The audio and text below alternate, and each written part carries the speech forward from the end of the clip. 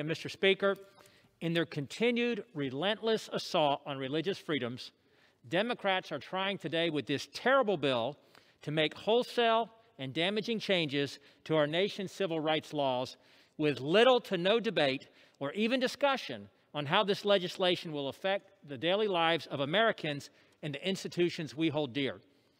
While the Equality Act purports to be inclusive piece of legislation, it's actually exclusive of those with a different viewpoint.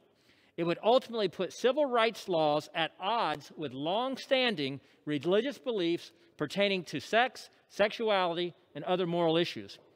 The result would be that faith-based nonprofits, such as a Christian shelter for women or an adoption agency or other religiously affiliated providers of social services, could not minister in good conscience without suffering consequences under federal law.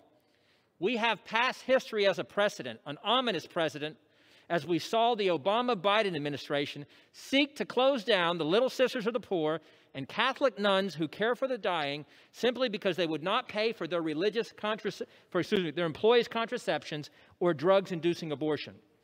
A vote for the Equality Act would solidify the Biden-Harris administration's efforts to enforce the same radical religious and moral litmus tests that leave no room for faith-based ministries and organizations to operate without subscribing to the dogma of the left.